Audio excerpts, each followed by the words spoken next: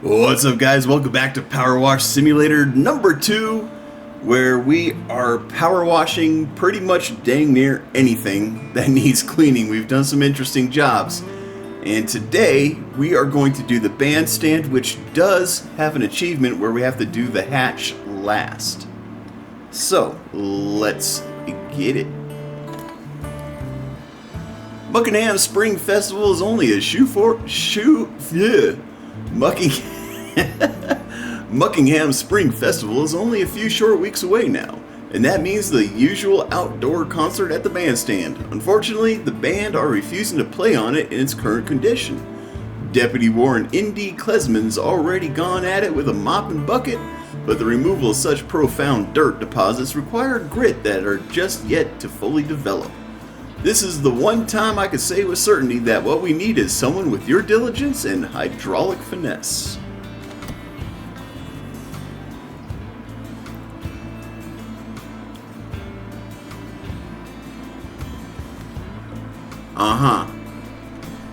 Right, well, we know we gotta do the hatch last, so we should probably locate that so we don't knock it out first or at any other point. I have no clue where this hatch is going to be at. Oh, you know what we could do? We can go tab, let's find it. Hatch.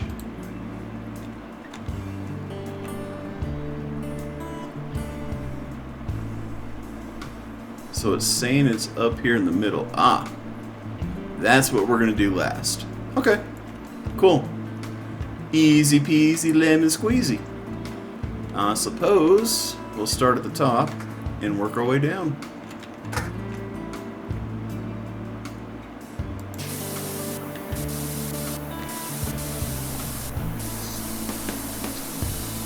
Interesting little flower for a topper decoration.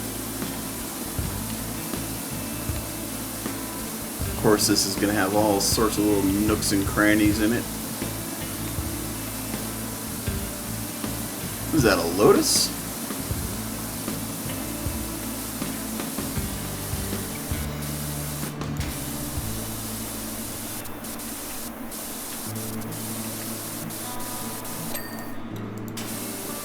Nice.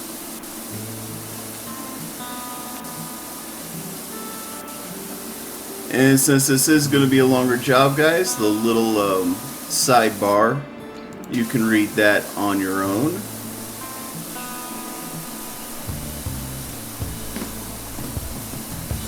Just because I want to concentrate and get this done as quickly as possible. If for no other reason than to make the video semi-quicker.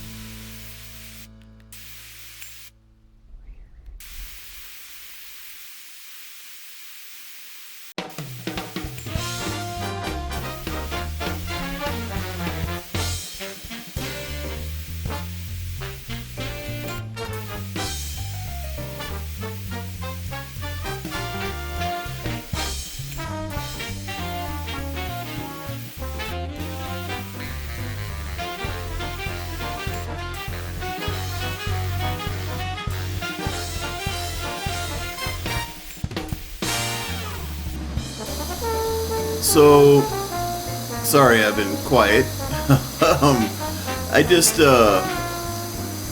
I'm curious, are you guys interested in seeing videos of Deconstruction Simulator at all? I picked it up, I haven't played it, not yet anyways. If it's something you guys are interested in, let me know, and we'll do videos on that eventually. Like I said, I've got a list of games that I'm trying to put together. And my goal for November is to kind of give you guys a variety of different games every week. So like maybe this game, we're probably going to front load this game on YouTube. To be completely honest, I'm probably just going to have a bunch of these episodes, maybe all of them just back to back to back to back to back. And then I might even throw in some extra videos just for shits and giggles. That's kind of what my plan is. So we'll have like, I think as of right now, this video is like number 12 in this series. So we'll have like 12 days straight. This is just an example, it's going to be more than this. But 12 days straight with Power Wash Simulator. But within those 12 days, we'll probably do like I was doing before, where every other day we'll throw in a mixture. So we'll throw in TCG Card Shop Simulator, or Fishing the North Atlantic, stuff like that. And if I do that, then I can also potentially do like one day or whatever a week of Deconstruction Simulator. From what I have seen, that game is very grind intensive, so the videos will be long. But if that's something you guys would be interested in, something that you would actually watch, let me know and I will make those videos. If you're not interested, tell me. Say you're not interested in that, and I'll do something else.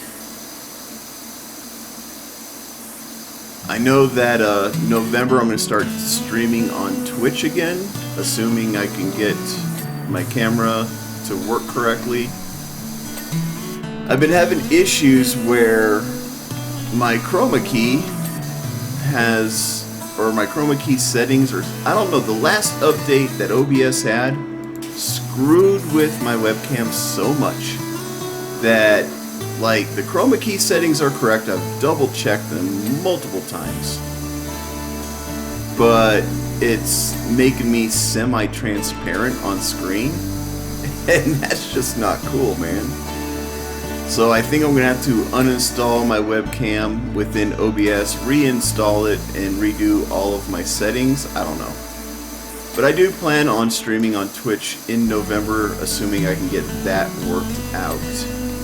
And on Twitch we'll be doing Planet Coaster 2, so I can get my viewers' input live while we're building, because we are going to build a park called Twitchtopia. And it's basically going to be whatever you guys want is what I'm going to put in the park, and you get to see me do it live. So if you're down with some of that, give me a follow, New Dog Productions at twitch.tv.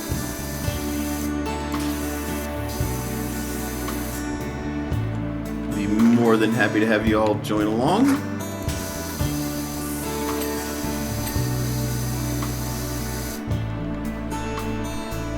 Right. So I think we're doing fairly well on the progress. 31% complete, and we're only 12 minutes into this level. That's not bad. That's not bad at all.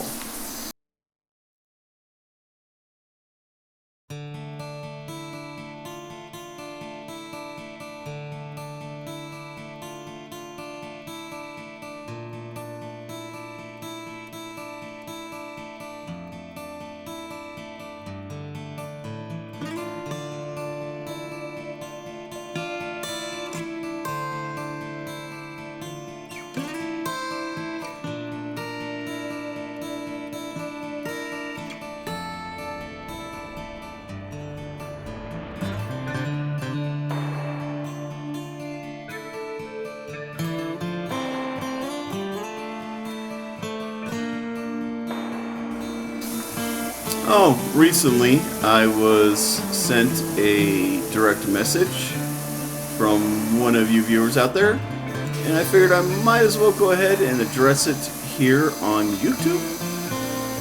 And the question was, they heard me mention my time in the military, and so they were just kind of asking generalized questions about that. So I am going to just kind of answer all of them here in one go. So yes, I am a military veteran. I did serve in the United States Navy. I went to boot camp in, what was it, June 17th, 1999. It was 2 weeks after I graduated high school. I was in boot camp. I was in the Navy. The Navy does things a little bit differently, so the MOSs in the Navy are called rates. R-A-T-E-S. And my rate in the Navy, when I first joined anyways, was an HT, which is short for Hull Maintenance Technician. A Hull Maintenance Technician is kind of your jack of all trades. We do the plumbing, we do the carpentry, we do the firefighting, we do the welding. We do a lot in terms of basic ship's maintenance. Just making sure that everything is in proper working order. Everything within our purview anyways. And let's see here. I was stationed on board the USS Incheon, MCS 12. That was my first duty station. And the Incheon was in Ingleside, Texas. And it was an old amphibious ship, amphibious landing ship, that was converted into a helicopter aircraft carrier for the purpose of going out finding mines and disabling mines. And yes, there are still mines out in the ocean, believe it or not. It's kind of scary when you think about it, but they do still exist. And whenever one was found, we were called to go disable it, either by blowing it up or bringing it on board the ship and dismantling it on board the ship. That only happened like once, and it was a training exercise. It wasn't even a real mine, but it was for the EOD to get practice. Explosive Ordnance Disposal, for those of you who don't know what EOD stands for. And yeah, I got to see pretty much all of Asia on that ship, which was actually kind of cool. It was rough. Don't get me wrong, it was rough going. It was a different time in the Navy where we can do things that the Navy would never allow their people to do nowadays. Alright, to give you an example, when I got promoted to E5, my chief told me, great, you're an E5, so now you need to go out and get yourself a DUI, get busted down, and that way you can make get busted down to E4. That way you can get your E5 back and immediately make E6. Yeah. It sounds weird that they would promote breaking the law by getting a DUI. And I get it. But it was more of kind of a joke type deal because, I mean, the Navy's known for getting drunk in foreign ports. I mean, it's in our song, for God's sakes. Drink to the bone. Alright? I mean, the Navy's just known for being a bunch of alcoholics. Alright? And it was a time where you couldn't, nobody was going to kick you out of the military for getting a DUI. That's just, it was expected that you were to get a DUI at some point in your military career. And then things changed over time where certain individuals in the government decided that no, we can't be doing that anymore. So, yeah. But anyways, moving past that, I can sit here, I can tell you guys stories for hours about my time in the military. Some funny, some sad, some outrageous stories that people just would not believe unless they were there. I mean, it's just some wild, wild stuff, man. But that was our ship's duty. We were the command and support ship for all anti-mine operations in the Navy.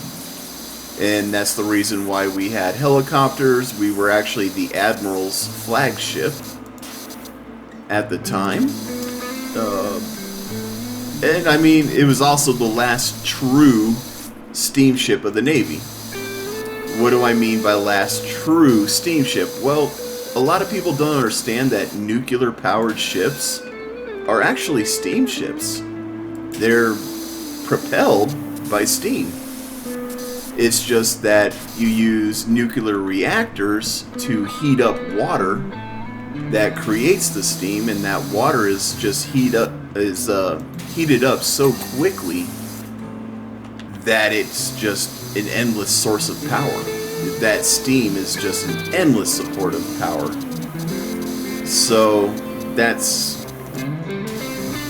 what I mean by last true steamship, because if you want to get technical, nuclear powered ships are steamships. Right. Let's see, I got my Order of the Golden Dragon, I got my Shellback.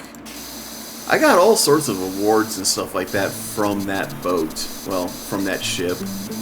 You can actually look her up online if you type in USS Incheon and then a space and then MCS-12. And you can get a nice picture of her. If I remember, because of how far out I'm recording these videos, if I remember, I'll try to insert a picture here for you all. But I'm not making any promises on that. Like, I'm literally recording this video about 2 weeks before it's going to be released. So, yeah. Let's see, what else? From the USS Incheon, I went to what's called SIMA. And it was right there in Ingleside, Texas. And SIMA stands for Shore Intermediate Maintenance Activity. It's a long-winded phrase for shipyard, because that's what it was. It was a shipyard. Granted, it was a shipyard with limited function. It was a very small shipyard, so we didn't have a dry dock or anything like that. But we can do most of the jobs at SIMA that we couldn't do, or that the ship's crew couldn't do. And at SIMA, I got my journeymans for sheet metal work. I was eventually put in charge of the sheet metal shop, and then I got moved to the fiberglass shop. So I ended up being put in charge of the fiberglass shop as well. And fiberglass sucks, y'all. It sucks so much. I did learn a lot of cool stuff, though. I learned a lot of tricks of the trade. I would do fiberglass work in a heartbeat. Even though it sucks, I would still do it because it's something that you can do, and you just gotta pay so much attention to what you're doing that time flies. Time really does fly. From there, I wanted to go back out to sea. I wanted another ship. So it was time for me to get orders. And the people who give you orders in the Navy are called detailers. They give you your detail. So I called my detailer and I said, hey, you know, I'm re-enlisting. I want to go back out to sea. And he's like, yeah, no chance in hell. You can stay there. You can go to SIMA San Diego, or you can go to SIMA Norfolk, Virginia. I got to make that clarification because there's a Norfolk in Canada too. But I said, yeah, nah, no chance, dude. I was told to avoid both those places with my life. So, no, I'm not doing that. I'll just get out. And he was like, well, give me a day. Call me tomorrow and I'll see if I can come up with something. I said, alright, cool. So I called him the next day, and he goes, you really want to go back out to a ship? I said, yeah, I want to go back out to a ship. He goes, alright, get a pen and paper because I got a list for you. I said, alright, cool. So he gave me a whole huge list of ships. He didn't tell me where they were at, though. Probably because he knew if I heard San Diego or Norfolk, I'd tell him no. But he gave me this huge list, and I've heard of every single ship on that list, except for the USS Salvor. And so I said, USS Salvor? Yeah, I never heard of that one. I'll go on that ship. And he goes, are you serious? You're picking the ship that you're going to spend the next 4 years on based on whether or not you've heard of it? And I said, yeah. He's like, okay. He goes, well, the good news is the Salvor is stationed in Pearl Harbor, Hawaii, so you're going to Hawaii. And I went, yeah, okay, cool. And he goes, the bad news is you're going to be the only hull maintenance technician on that ship, and you are going to work your ass off. And I was like, yeah, well, that's cool. I'm not afraid of hard work. Let's do it. So I get to the USS Salvor, and there's a whole story about getting to the Salvor, guys. Like, there's a whole side story, or side quest, if you will. It was weird. It was just really, really weird. But I get to the Salvor, and he was right. You can look up the USS Salvor as well. It's USS Salvor space ARS-52. It's a glorified tugboat. All right, I'm not gonna BS it. I'm not gonna glorify it. It's a glorified tugboat. I think we had something like 100 people, including officers, as the crew. So I mean, it was a small thing. Small and slow, because it was geared in low gear. There was no high gear for the engines, because we would tow aircraft carriers. The USS Salvor, as the name might imply, was a diving and salvage ship, which was super cool, guys. Super cool. I freaking loved the work that we did on board that boat. And that one I will call a boat. We pulled up a World War II submarine off the coast of Thailand. From the bottom of the ocean, we pulled that thing up. It was the coolest thing ever. We were able to contact the family of the servicemen who were on board, and we held this memorial for them so their families can get a little bit of closure and whatnot. It was so cool, guys. But yeah, I did work my ass off on that ship. I still to this day, I can't think of a time where I just kind of was able to chill on board that boat. Just because I was the only welder, I was the only carpenter, I was doing all of that stuff. So I had work orders, and a lot of them, and I also carried half of the ship's collateral duties. So I was the gas analyzer, I was the damage control assistant, I was a fire marshal, I did gauge calibration. I did a lot of extra stuff on board that boat, and yeah. I mean, it all kind of went by in a blur because of how busy I was all the time. But it's not something that I regretted doing. Certainly was a lot of fun. I really did enjoy myself on board the USS Salvor. And then I had gotten out for a brief moment and went back in as a Navy Seabee. Most people have never heard of Navy Seabees, and I will not fault you if you've never heard of a Navy CB. We work in the background. We like to go out there, do our job, and call it a day. You've maybe heard the CB's can do. That's our motto. And that's what it is. We go out there, we do the job, and then we go look for the next job. So, if you don't know what a CB is, think of the Army Corps of Engineers, but smarter. And I'm not saying that to throw shade at the Army Corps of Engineers. Not at all. It's true. We're smarter, we do things more efficiently. We just go out there to get the damn job done. And I mean, I even had an Army Corps of Engineer officer compliment how quickly we can work and how quickly we can get things done compared to the Army Corps of Engineers. And the reason being is because we're cross-trained in damn near everything. So I went into the CBs as a CM, which is known as a construction mechanic.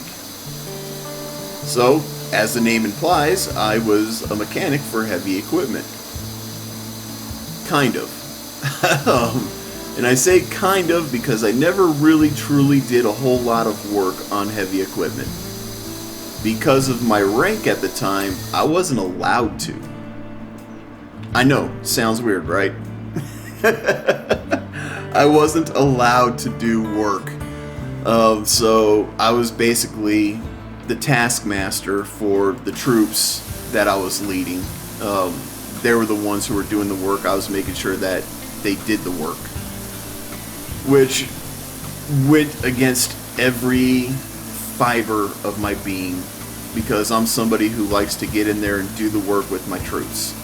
That's the way I was brought up in the Navy. I was brought up that, yeah, you might have a few chevrons or even an anchor on your patch, but that just means there's a higher expectation that you will have from your troops, and that your troops need to know that they can trust you. And the best way to gain trust from your troops is to roll up your sleeves and do what your troops are doing. So if you ask your troops to do something, you better be willing to do it yourself. You know what I'm saying? So, I got in trouble a lot. I'm not gonna lie. I got in trouble a lot because I was working. I was actually working, and the officers or my chief or my senior chief would see that I was turning wrenches, and they would get all sorts of pissy. You're not supposed to do that. You're a rank, you're just supposed to sit in the office and maintain the office, blah, blah, blah, blah, blah, blah. Man, fuck off. It got to a point where I finally told them, I'm like, look, if you don't want me turning wrenches, then fucking fire me. I don't need to be in charge of the mechanic shop if I can't turn wrenches. And, yeah, they did not call my bluff on that one. They're like, fine, we'll leave you alone. It's like, okay, that's all I ask. Just leave me the hell alone. Let me run my shop. So, they finally left me alone, and that was cool. I was with NMCB 7, by the way, for those wondering, out of Gulfport, Mississippi. With the CBs, I've gone to a lot of interesting places, a lot of dangerous places. Had to deal with people wanting to shoot me just because I was an American. I went to Iraq. I did Afghanistan. Some nasty business. But I also got to see a lot of cool things in the CBs as well. So, like, we went to Spain. And Spain, oh my god, guys. Spain is phenomenal. The food, oh my god, the food alone is worth it. The women are smoking hot. I'm sure the women thought that the guys in Spain were smoking hot. I mean, it was just... It's a cultural experience that everybody should experience at some point in time. So, like, if you go out into town during the daytime, good fucking luck finding anything open. And I'm not joking. I am not joking. There might be a mom or pop store that's open, but everything else will be closed down. Those people, they do not go to work or really start their day until well after 6 p.m. Yeah, I'm not joking. And that kind of sucks because we had a curfew in Spain where we had to be back on base by a certain time. So we did not get to really experience the nightlife of Spain. And that sucks because that's when all the fun stuff was happening. However, we were there when Spain won the World Cup. And let me tell you what, man, that place popped off. It was one of the few times we were allowed to stay out a little bit later. Let's see, this step is not done? Really? There we go. It was a lot of fun. It was a lot of fun. I mean, obviously the US got kicked out early, so we were rooting for Spain. Foundation.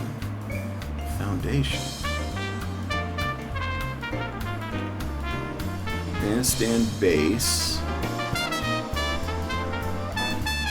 So it's going to be one of these foundations. Oh, there we go. Okay, so now we can do the hatch. Sweet. Yeah. So there's a little bit about a little of my story for my time in the military. And we got the achievement, the bandstand job. Hatching a plan is what it was called. And what timing! I ended my story just as we finished the job. Couldn't have planned that out any better.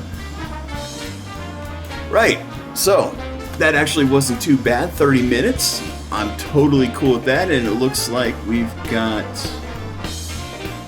something coming up. Clean the eyesore, which is number 46. I don't know what that is.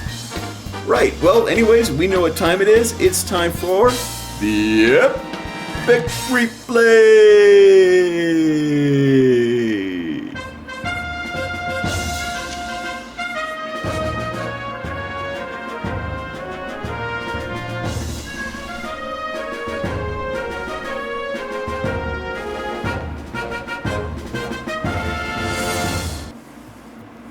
Dirt Finder, Indy informs me that you've done an incredible job. It never ceases to amaze me how something as persistent as dirt is shifted by something as wishy-washy as water. By the way, don't forget to book Ulysses in for her festival hat fitting. You know the cat's the star of the show, Park Warden. Okay. So we earned ourselves $600 and 50 power wash points. So we're now at $830 and 800 power wash points.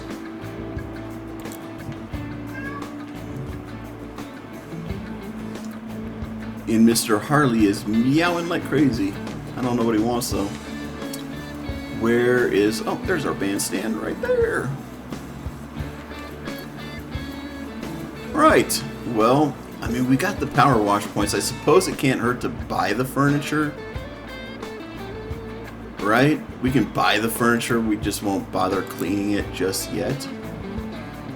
So we got a retro side table. And we've got a whimsical chair, large. And we still need 2,000 for the rustic shelving. I don't know if we're ever going to hit that 2,000. Right. So the next video we're going to have the Nouveau house. Which, as far as I know, does not have an achievement associated with it. So that's good. If you like this video, hit that like button. If I've earned it, hit the subscribe button. And as always, be safe, be cool, and have fun. We'll catch you in the next one.